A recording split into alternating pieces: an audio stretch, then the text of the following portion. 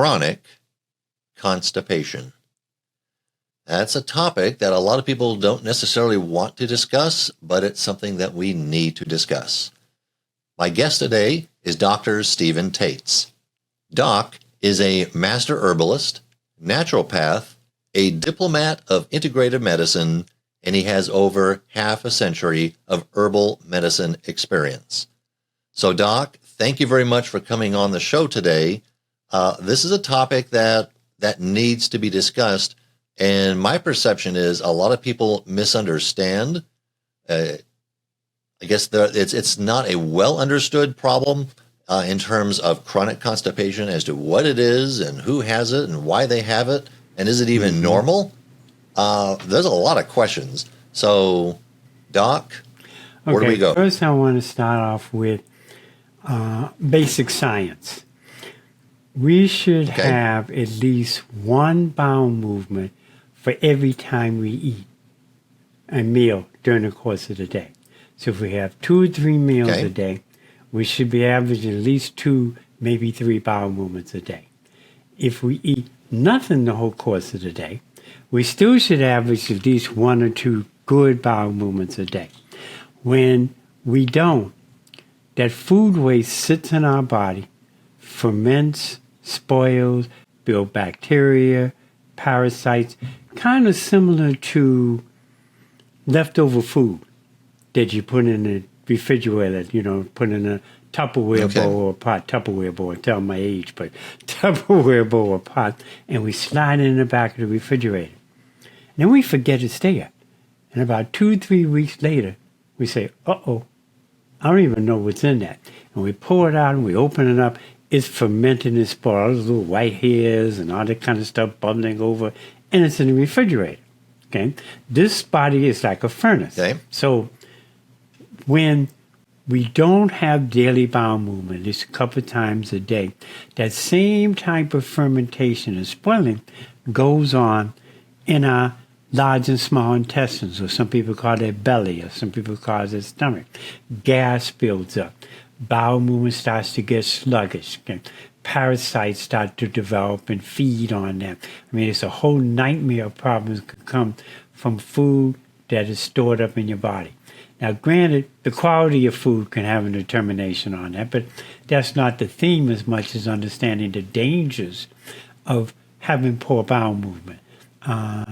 If you have a child and you feed that child, what's going to happen? They're going to have a bowel movement. Going to change the diapers up. Sometimes with some children, you could just wave food in front of them. Like, really? Come on. Please eat something first. And now, a quick word from our sponsor, Dr. Tates Herbal Tinctures and Tonics. Dr. Tates offers the Herbal Blood Tonic, Doc's Detox, Herbal Male Tonic, Herbal Female Tonic, and the Herbal Fat Burner. If you would like to order your tonics or learn more information, you can go to drtates.online, and if you click the link in the description and enter the special promo code Adventures in Good Health 2024, you will receive 10% off your entire order. For more information, click the links below, and now back to the show. But it's normal to have multiple bowel movements over the course of a day. Yeah, absolutely. There should be, you digest your food, assuming you're digesting it right.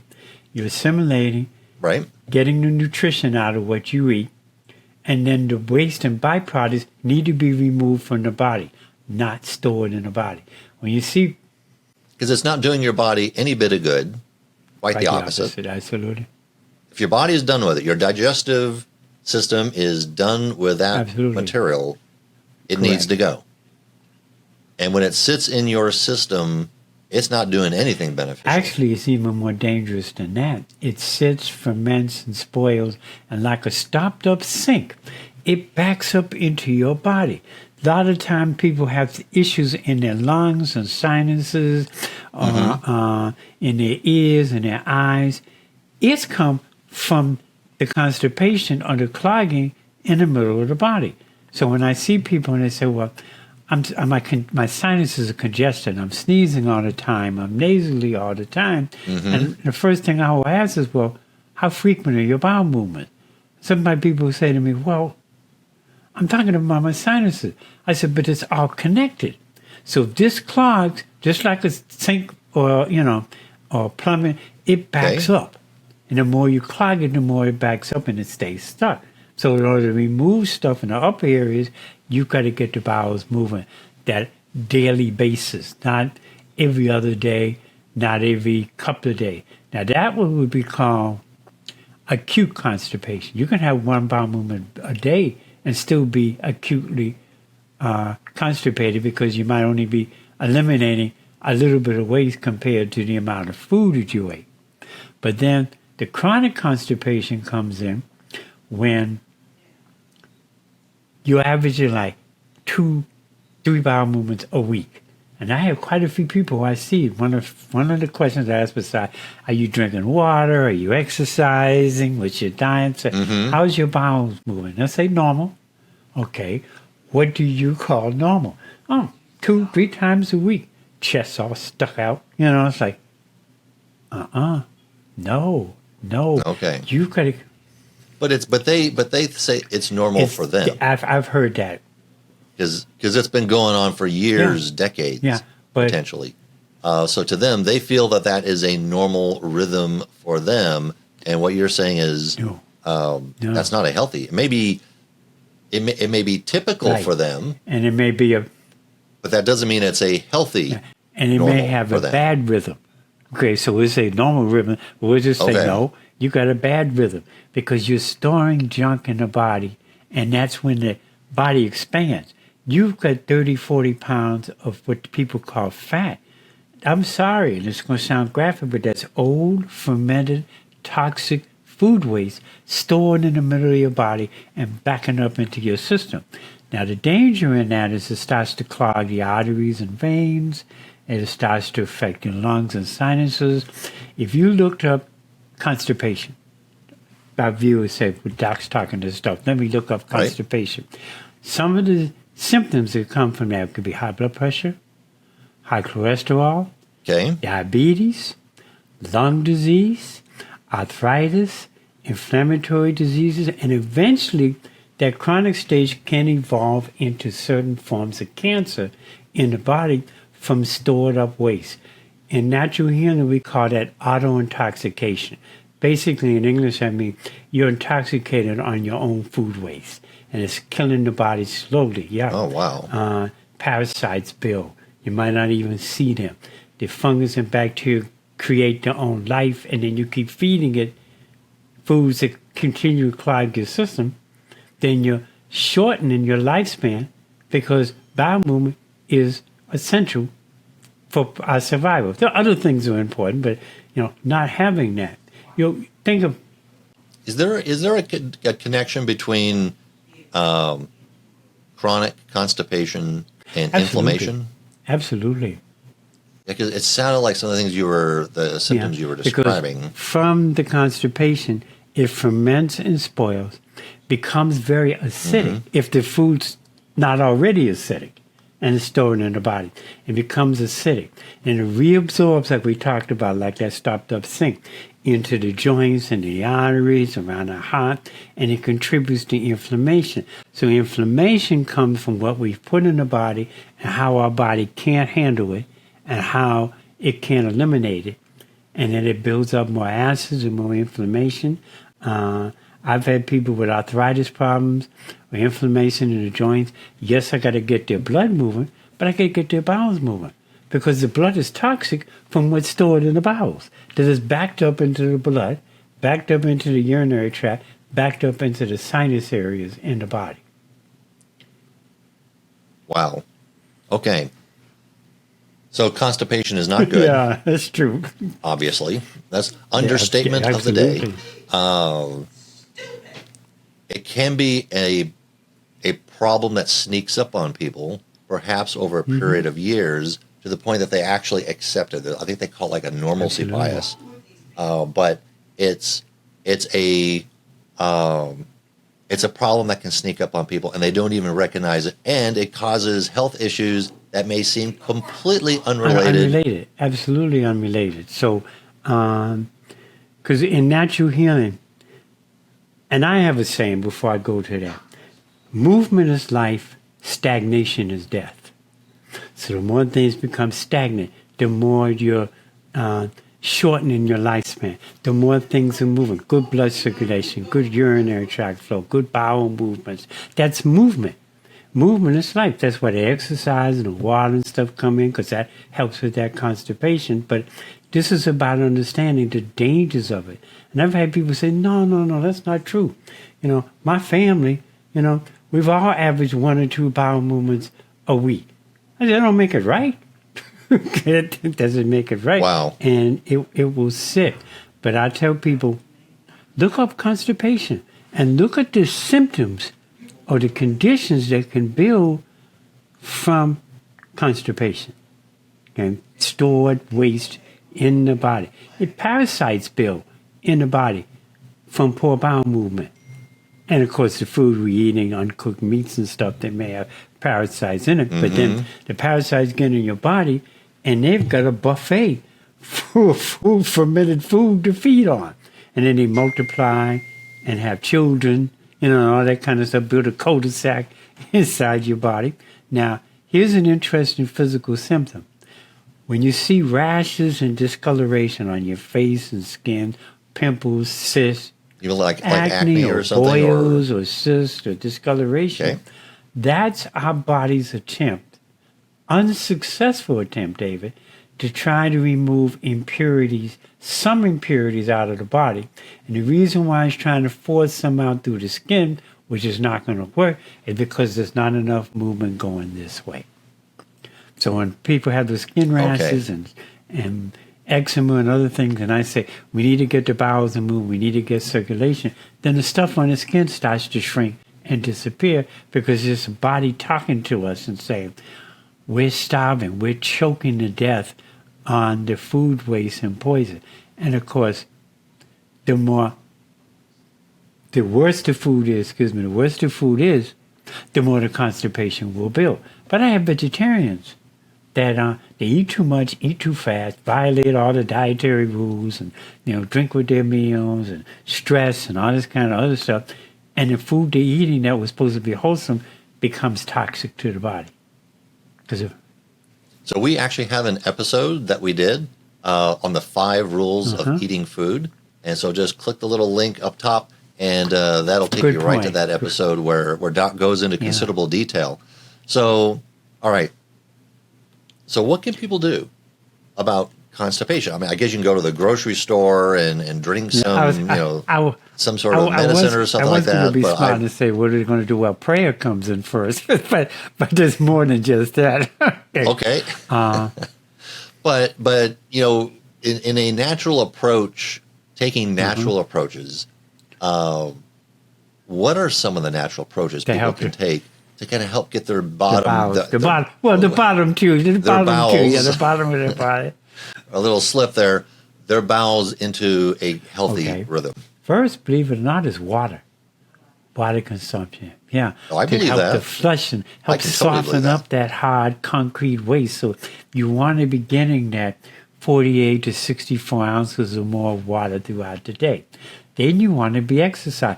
Exercise is for the stomach and abs, and exercise for the whole body, because with the water and the exercise, you got movement going. Remember I said movement is life, okay?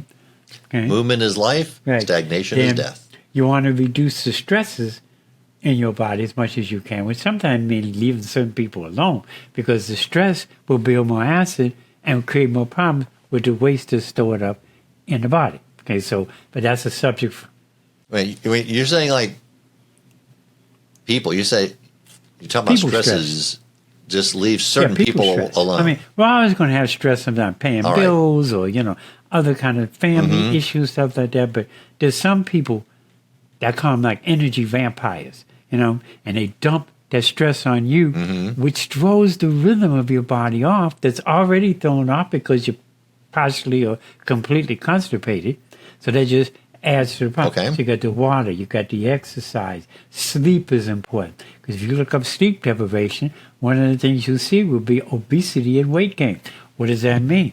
The sleep deprivation weakens the system so the body can digest and assimilate, because that nerve energy that's pointed towards stress and anxiety or lack of sleep that should have been used to digest food and help eliminate it is not there to help the body in its function.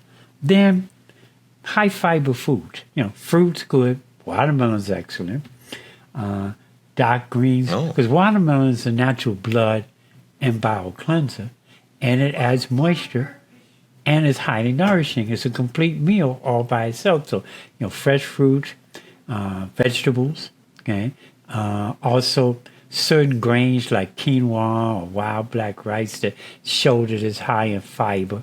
Some of your cruciferous vegetables like your kale or your spinach or your dark green to help start to get that movement, in the body, because it's helping to break up stuff and it has that fiber that's going to help stuff start to move.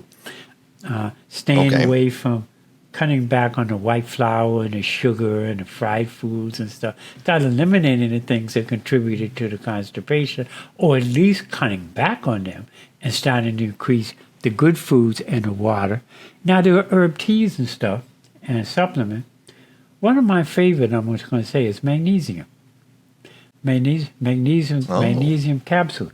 That's where the whole milk of magnesia came thing years ago. Okay. And taken near bedtime. And it will calm, soothe, and relax the nerves, help you sleep, but it will help that bowel movement. Then there's other teas and capsules and stuff on the market, but everybody's body is different. Magnesium is probably the safest, along with the water and the exercise.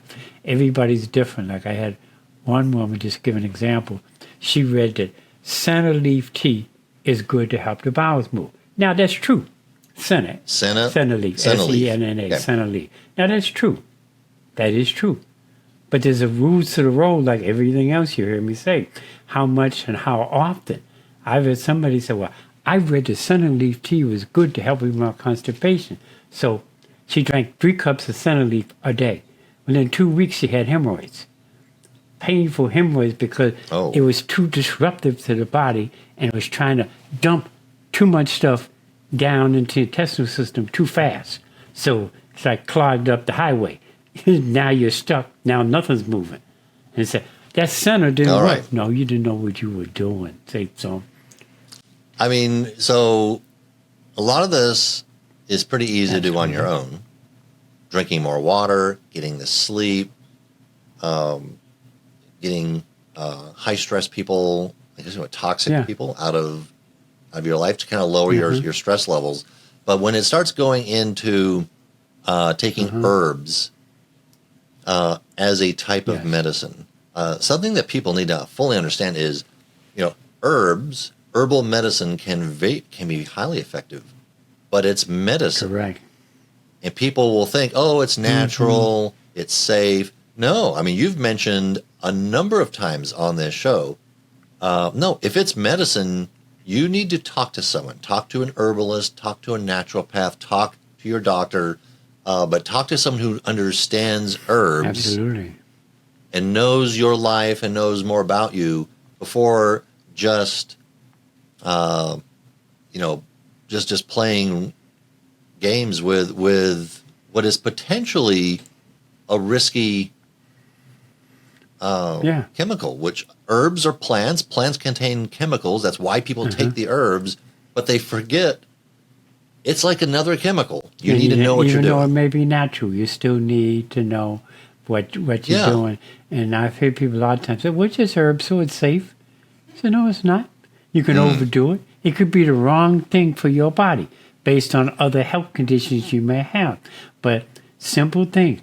Change your diet, drink your water, start exercising, doing ab work, eating more foods with fiber. Then your herbs and vitamins will supplement.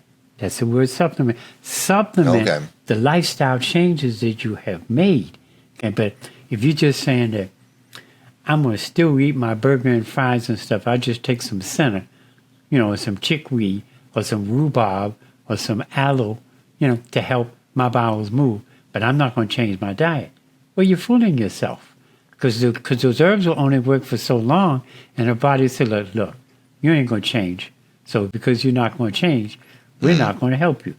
And it will start to shut down on you. And that accelerates and bring about premature death because that clogging, as I mentioned earlier, can build some nightmare health conditions that you wouldn't have had otherwise if you was eating right, following the dietary rules, and making sure your bowels move. And you don't have to be a full-fledged vegetarian like me. Okay, you can just common sense. Instead of white rice that would clog the system, I'll do brown rice. Instead of white pastas, I'll do whole grain or spinach pastas, or, stuff like that. Instead of frying my food, let me bake, broil, steam. I don't care. Barbecue it over an open fire, just not fry. Instead of the white sugar stuff, maybe do some raw honey or maybe leave all the sweets alone. It's making those changes that are also going to help because the herbs and stuff, they're temporary relief. If you don't change what you're doing, then you're back to the same problem all over again. Yeah, and it sounds like the foods that you're recommending that we stay away from. You mentioned like the red meats, the fried foods, the white sugar, the white flour. I mean, those are like, if you were going to do a food pyramid of inflammatory foods, there you go. You just gave, I call it the evil pyramid of the evil pyramid of inflammatory foods. You basically just knocked off several of them off that list. But then, the sad part is like, I got friends. Most of them have made their transition, sadly, okay? And they used to tease me when I was, over the years, over the decades. So, doc, he is vegetarian. And they would have gatherings or parties at their house, and they said, we'll come on by. We'll have a piece of lettuce and a carrot for you so you'll have something to eat. I would go, but I'd always eat before I would go. Now, those who are still around started saying, I wish I had listened to you. I've had a liver transplant. I've got heart conditions and stuff, and it's over with. I said, no, it's not over with. The body can make some amazing changes, but, you got to get that weight off. That's clogged food waste, that is clogging up your highway, so you got to lose the weight. But I love my food. I don't want to quit. Yeah, people like that, they're just satisfied with their state, So this is for those people who are making changes, want to make changes, or thinking that they need to make changes. Maybe this is a wake-up call, like with the dietary rules we did on the previous podcast, the constipation and the storing of food waste in the body. Right. Maybe they'll say, oh, I might have a chance to change, my eating habits, my lifestyle, and start to improve my health. I'm going to end it with this.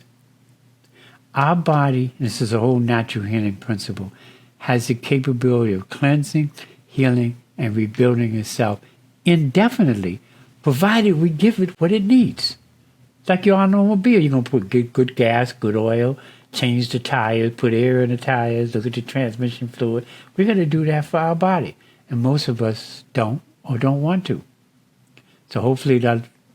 I think in corporate speak, they would call that setting our body up for success. I like that. That's two things now. I'm going to get two quotes. There we go. Now, set your body up for success. Wow, this is a good conversation, and sometimes it can be an uncomfortable conversation. Some people treat this as a bit of a taboo topic, but it makes total sense that your body needs to expel the waste. It is waste, and it doesn't matter if it's waste being produced by your car or a machine or your body, which is a type of machine. It's all designed to expel, and if it doesn't expel in a timely fashion, then it produces health problems above and beyond what most people would probably connect to constipation. It can result in inflammation, which produces a whole host of other health issues.